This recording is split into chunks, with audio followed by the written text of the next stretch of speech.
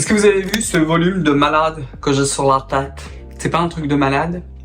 J'ai pratiquement rien mis là sur mes cheveux aujourd'hui pour pouvoir les coiffer. Alors ce n'est pas dû à ma greffe. Vous savez la greffe que j'ai faite. Si vous savez pas de quoi je parle, vous pouvez aller voir. J'ai déjà 2 vidéos dessus. Si j'y pense, je vous laisserai les liens. Et c'est vraiment sur le devant, mais même le derrière là. Regardez-moi ça là. Ça, c'est dû au casque laser et LED de chez Nuance. Je suis complètement amoureux de cet appareil. De toute façon, je vous avais déjà fait toute une vidéo pour vous expliquer la technologie. Vous avez aussi tout un encart scientifique parce qu'il y a beaucoup de données dessus. Ça a été essentiellement étudié dans un contexte pathologique, mais pendant que je faisais les recherches et que j'ai bossé avec Carole, qui est la fondatrice en fait de la marque Nuance, et qu'on avait plusieurs réflexions, etc. sur la technologie, blablabla. J'ai du coup aussi regardé pas mal de vidéos YouTube sur des appareils un petit peu similaires, avec la même longueur d'onde qui est 650 nanomètres. Et il y avait pas mal de personnes qui n'avaient pas de problème de chute de cheveux, pas comme moi, et qui disaient j'ai le cheveu plus épais, j'ai le cheveu moins cassant, beaucoup plus joli, etc. Ce sont des vidéos américaines. Vous avez aussi des vidéos de Dr. Dre. Enfin bref, tout ça pour vous dire que je suis assez bluffé parce que là, je vais rentrer dans mon presque 4e mois vraiment d'utilisation rigoureuse où je le fais bien correctement un jour sur 2.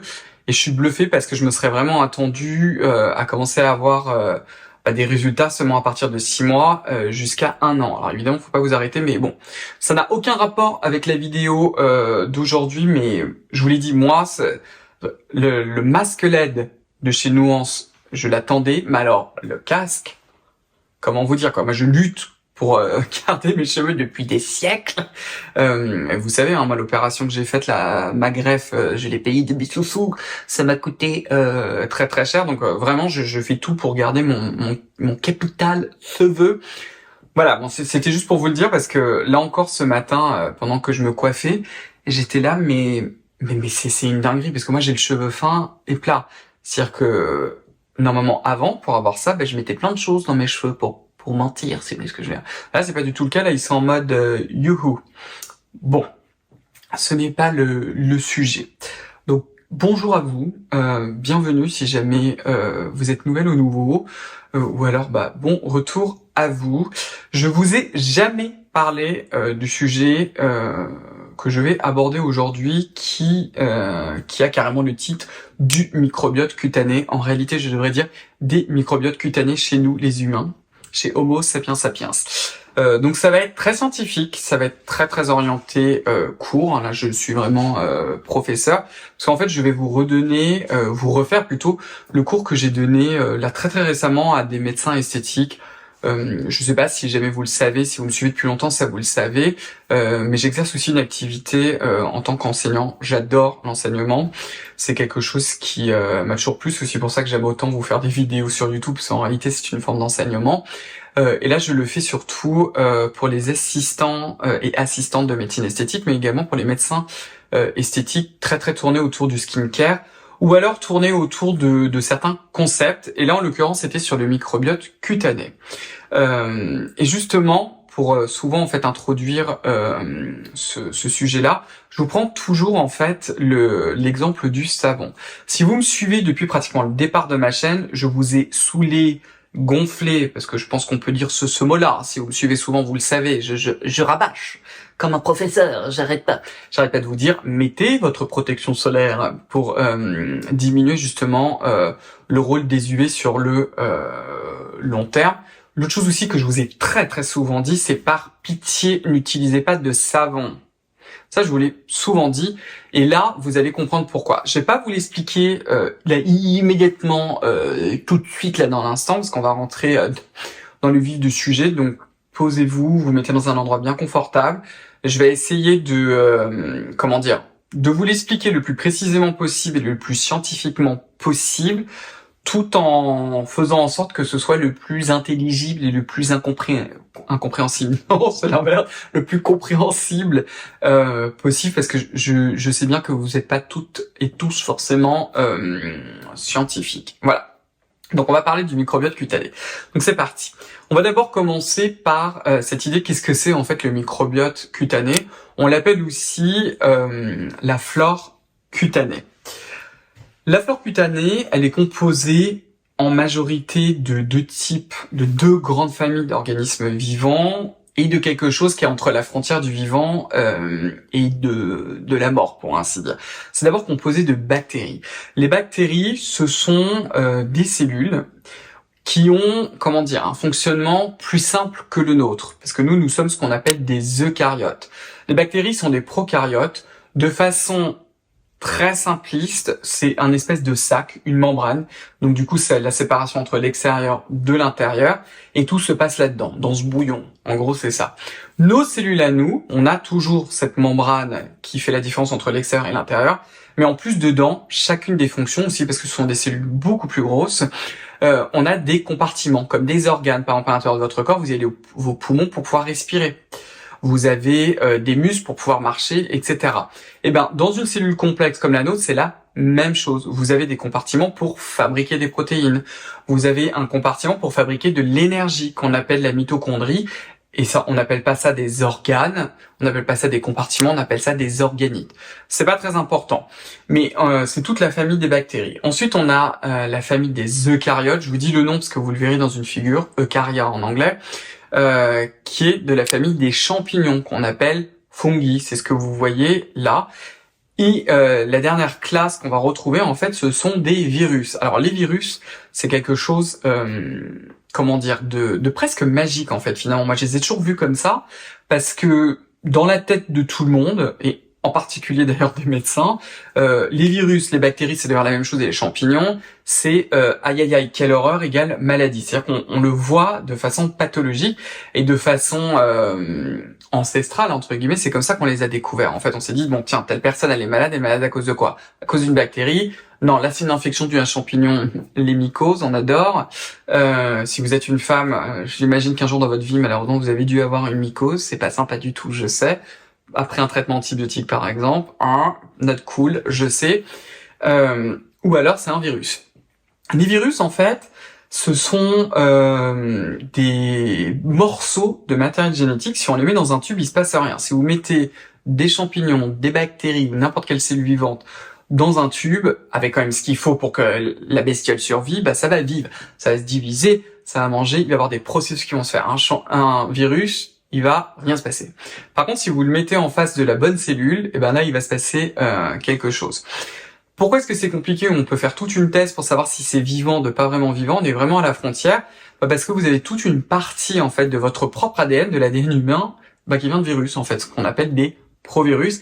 Et on pense, maintenant il y a beaucoup de théories où en fait on pense que les virus c'est un composant essentiel de la vie de façon générale, et c'est ce qui a aussi permis l'évolution de plein d'espèces. Je vais pas rentrer dans le sujet, mais c'est juste pour vous donner cette notion-là que déjà les virus sont pas forcément, vous allez le voir d'ailleurs, il n'y a pas que des virus qui vont nous rendre malades, qu'ils ont probablamment aussi un rôle essentiel dans la flore cutanée. C'est juste que pour l'instant on ne sait pas parce que ça a été très très peu étudié. C'est la même chose avec les bactéries, c'est la même chose avec tous ces champignons. Alors on les trouve. On les trouve d'abord à la surface de la peau. Quand je vous dis à la surface de la peau, c'est vraiment littéralement ce que vous touchez là avec vos doigts immédiatement. Vous les retrouvez aussi à l'intérieur de la barrière cutanée. Ça, c'est un élément important. Et vous le retrouvez aussi dans certaines annexes. Par exemple, là, vous avez l'exemple de la glande sudoripare. La glande sudoripare, en fait, alors on a les deux types de glandes, on va pas rentrer dans les détails, mais ce sont les glandes qui fabriquent cette eau salée. Parfois, c'est de l'eau salée avec un petit peu de gras, c'est celle qu'on a par exemple sous les aisselles, au niveau des parties génitales et sous les pieds, il me semble, qu'on retrouve là. Et en fait, c'est ce gras-là qui est dégradé par ce microbiome, par ce microbiote, par cette flore cutanée qui va donner l'odeur. C'est pas nous qui sécrétons des choses qui sentent pas bon, quoi. Bon, je vous le dis pour que vous le sachiez, c'est pour ça que par exemple, en général, on n'a jamais une mauvaise odeur au milieu du dos, où c'est juste en fait de l'eau salée, c'est juste en fait salé. Je vous le dis, et on le retrouve aussi dans ce qu'on appelle le follicule pileux, dans l'unité pilosébacée, c'est son nom scientifique. Donc c'est là où vous allez le retrouver donc vous allez le retrouver tout le long du port où vous avez le poil.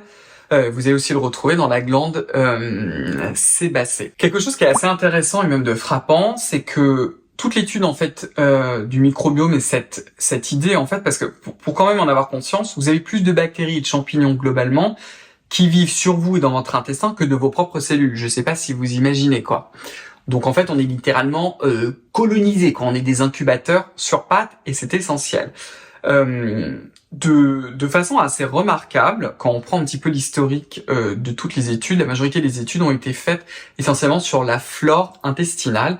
Et la première fois en fait où on a commencé à avoir cette idée de, en fait, c'est très très important pour notre santé littéralement, c'est avec des expériences pionnières qui ont été faites en immunologie que j'ai appris. C'est dans un phénomène qu'on appelle la tolérance immunitaire. Dans les années 80 en fait, et à l'époque c'était pas très simple, ils ont fait naître des souris dans des conditions complètement stériles, des germ-free. Alors, naïvement, on se dit quoi?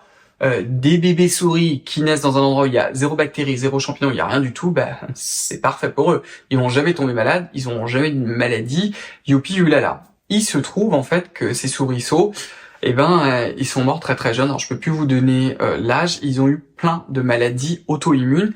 Et c'est là où on s'est dit, en fait finalement, toute cette flore qui existe, elle n'est pas que mauvaise en fait. Parce que jusqu'à maintenant, on voyait les choses de façon très très binaire. C'est méchant, on a un système immunitaire, on détruit ça, voilà. C'est là en fait où on s'est rendu compte, non, pas du tout en fait. Cette flore est essentielle à l'éducation de votre système immunitaire et elle pourrait apporter un plus.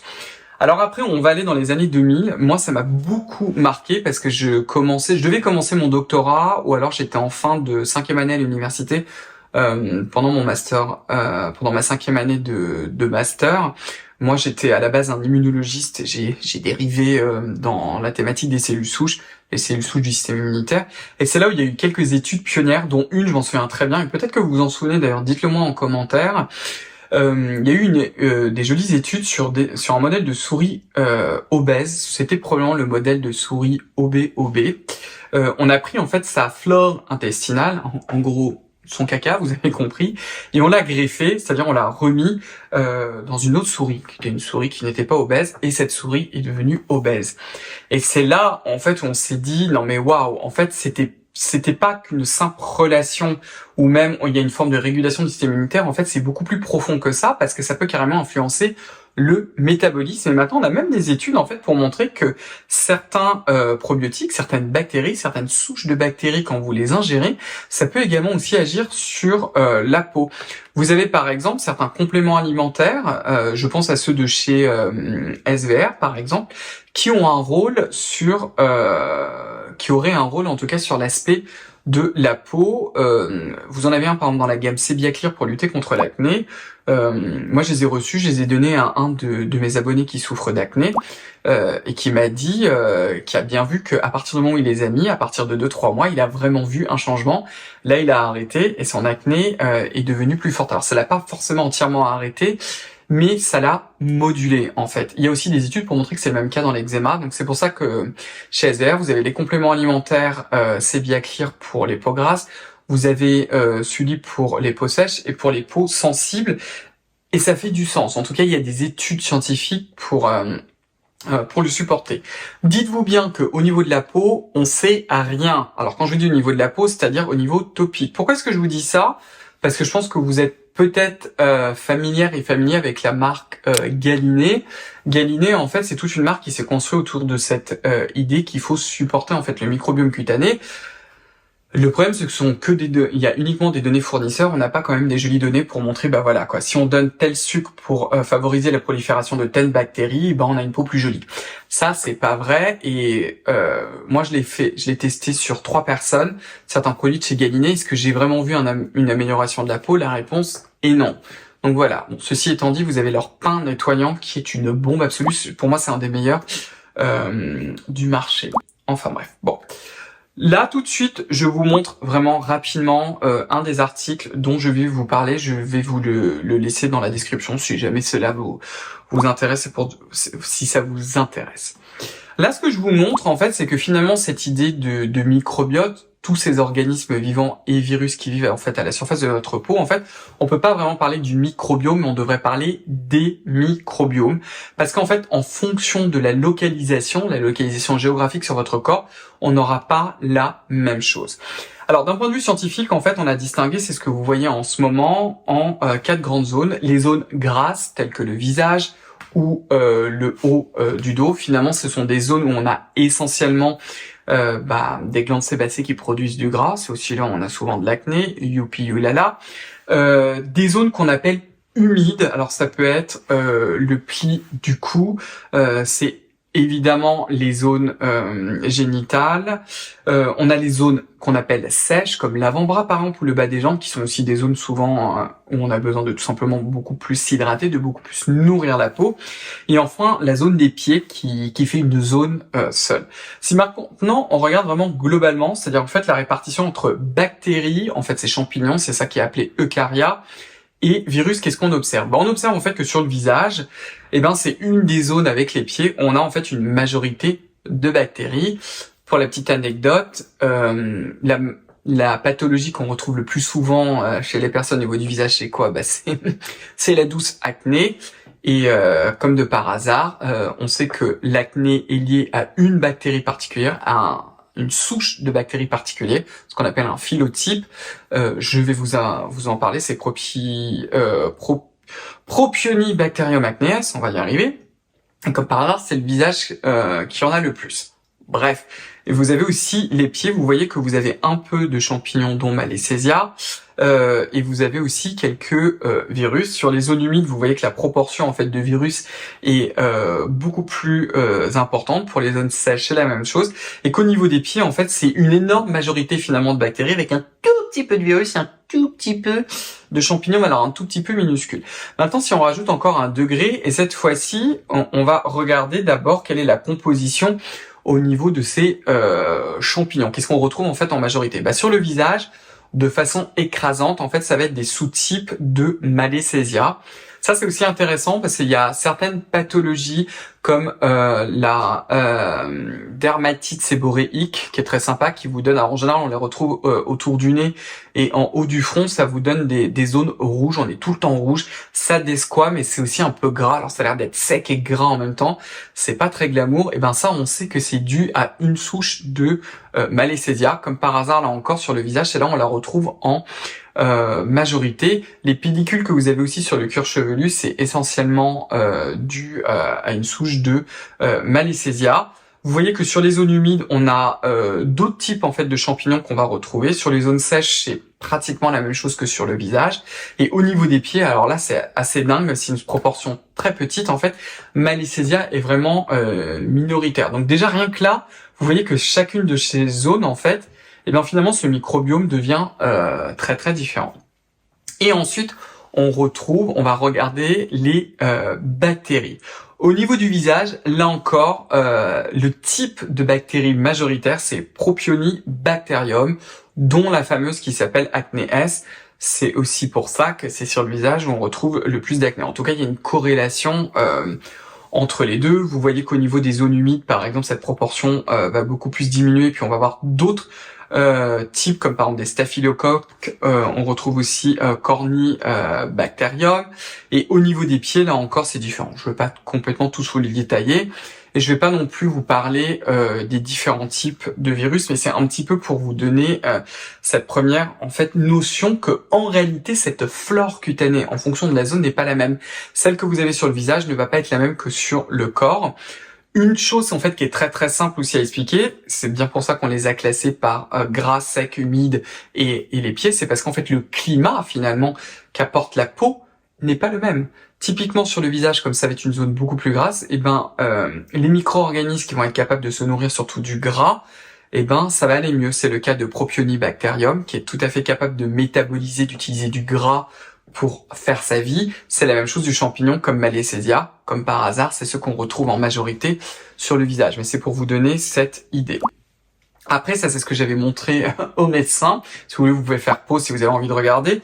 C'est pour donner encore un degré de raffinement. Je vais pas vous le décrire parce que là on rentre dans des choses quand même qui sont très très compliquées, mais en fait c'est les différents sous-types, parce que quand on vous parle de Propionibacterium, en réalité c'est qu'une famille, vous en avez plusieurs, vous avez surtout la forme acné S. Là, c'est ce que vous voyez dans les zones sébacéeuses.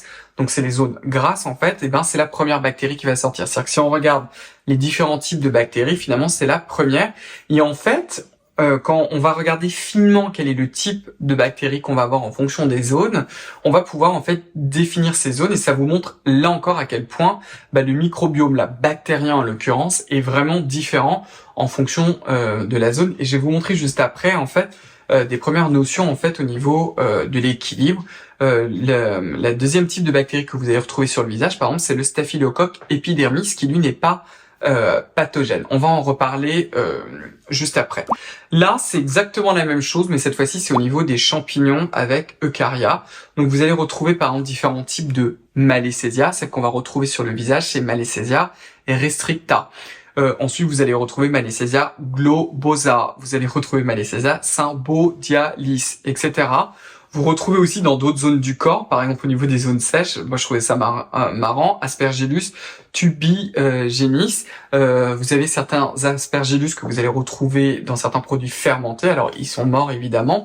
Dans des produits fermentés à base de riz, par exemple. Bon, on le retrouve aussi sur le corps. Donc là encore, au niveau de la zone, ça va définir un certain microbiome. Après, vous avez la même chose au niveau des virus. J'ai juste attiré votre attention sur deux choses. Au niveau des virus, vous avez des virus vraiment humains, comme le virus du papillomavirus, ou d'ailleurs, si jamais vous avez des adolescents et des adolescentes, par pitié, alors quand ils ont 15-16 ans, si possible, avant qu'ils aient fait bam bam, allez les faire vacciner. Maintenant, ça a été clairement prouvé, en particulier chez la femme, que ce sont en fait des virus carcinogéniques, je crois que ça se dit comme ça, mais qui en gros collent des cancers. Donc s'il vous plaît, allez les faire vacciner.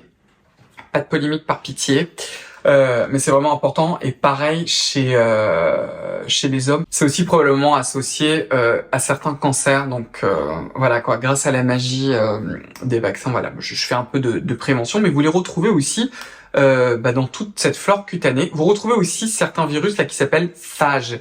Un phage comme Propionobacterium. Phage, qu'est-ce que c'est en fait? C'est un virus bactérien. Ils sont super beaux les virus bactériens. Si j'y pense, je vais vous mettre une image de cette espèce. On dirait une espèce de soucoupe volante qui va se poser avec des pattes. Ça, c'est un phage bactérien. Je crois que c'est le phage bactérien de Escherichia coli, qui est une bactérie que vous retrouvez dans l'intestin. Je vous montre tout ça pour vous montrer que c'est carrément un véritable en fait écosystème qui vit à la surface de votre peau.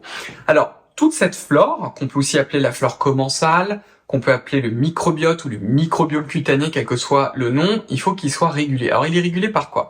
Il est régulé par plusieurs choses. Il est régulé d'ailleurs par vous-même, tout simplement, par votre propre système immunitaire.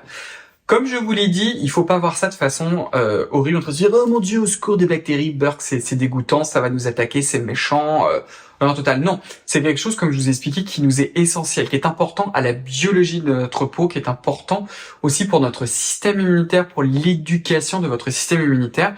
Bien évidemment, il faut que ce soit contrôlé, il faut que ce soit les bonnes espèces qui prolifèrent joyeusement sur notre peau. Et il faut aussi le contrôler un minimum pour pas qu'on soit trop envahi. Oui, il faut être envahi d'un côté, mais pas trop non plus. C'est pour ça que notre corps et les cellules immunitaires que vous avez dans votre peau, elles fabriquent en fait certains peptides antimicrobiaux, dont un qui est très connu, qu'on appelle la bêta-défensine, qui va en fait empêcher la prolifération de mauvaises bactéries et calmer le game, si vous voyez ce que je veux dire, pour éviter que ça devienne du n'importe quoi. Petit passage en 2 secondes, quand vous restez un quart d'heure au soleil, vous dites il fait bon, c'est agréable. Votre système immunitaire qui produit ça, il est bye bye, il est capote, mort, au revoir. Donc voilà, je dis ça, je dis rien. C'est aussi important pour le microbiome cutané. Le soleil tue votre microbiome cutané et ça fout le dawa. L'autre chose en fait qu'on a mis en évidence en fait, c'est qu'on a en fait certaines espèces en fait qui ont régulé d'autres. C'est ce que vous avez sur ce schéma qui fait peur. Au milieu, vous avez une bactérie qui fait partie de ces bactéries qui s'appellent les staphylocoques, et c'est le Staphylococcus aureus. Le Staphylococcus aureus, il est très très connu en médecine parce qu'il est responsable de pas mal d'infections, et c'est important pour avoir un bon microbiome. Ça a été montré que sa prolifération en fait soit contrôlée et qu'on empêche surtout qu'il forme des biofilms. Ça veut dire quoi? Ça veut dire qu'il commence à s'associer lui, et qui fait sa petite colonie pas sympa du coup, parce que c'est ça qui va faire que la peau va rentrer dans des états pathologiques. C'est certains enfants très très atopiques, c'est-à-dire qui ont une peau extrêmement sèche parfois, ils sont obligés carrément de faire des bains d'antibiotiques parce qu'ils sont envahis par ce staphylocoque, parce que leur flore cutanée, elle est capoute, elle est complètement déséquilibrée, c'est pour ça que c'est important. Et en fait, ce qu'on a pu mettre en avant, c'est qu'on a 2 autres souches de staphylocoque. Alors, asseyez-vous, j'espère que vous êtes assis de toute façon pour cette vidéo. Vous avez 2 autres souches de staphylocoque. Vous avez celle qui s'appelle Lugdunensis et l'autre qui s'appelle Hominis, qui fabriquent en fait des antibiotiques naturels. Ces antibiotiques, la molécule s'appelle Lugdunine et l'antibiotique, et eux en fait ils vont inhiber la prolifération de ce mauvais staphylocoque qui est la forme aureus. Il a même été montré par un article, alors c'est sûrement de l'in vitro, que ces 2 petits antibiotiques là, fabriqués par d'autres bactéries qui vivent en fait à la surface de votre peau, vont coopérer avec la bêta-défensine que nous-mêmes on fabrique, et ça va carrément tuer radicalement toute cette souche de bactéries qui est Staphylococcus aureus. Alors pourquoi je vous montre ça, même si vous n'avez pas tout compris, c'est pas grave. Ce que ça vous montre en fait, c'est que même au sein des espèces qui vivent à la surface de votre peau, en fait, c'est un équilibre fin qui va réguler en coopération en fait avec nous-mêmes ces différentes souches pour avoir un bon microbiome. Il y a d'autres choses également, par exemple quand vous avez Propionibacterium acnes, donc cette bactérie en fait que vous allez retrouver à l'intérieur des glandes sébacées, je vous montrerai après, mais vous avez certaines molécules qui sont sécrétées qu'on appelle les coproporphyrines 3, qui vont également aider carrément le staphylocoque à former des biofilms. Donc là encore, c'est pour ça que c'est important d'avoir une balance. Il faut pas voir en train de dire ah ça c'est méchant, ça c'est bien. En fait, c'est une balance de tout, et quand il y a un bon équilibre, et ben c'est là en fait où on va avoir une peau saine avec un bon microbiome. Le dernier truc que je vais vous montrer que je trouve super intéressant, c'est un article qui a été financé par les laboratoires SVR.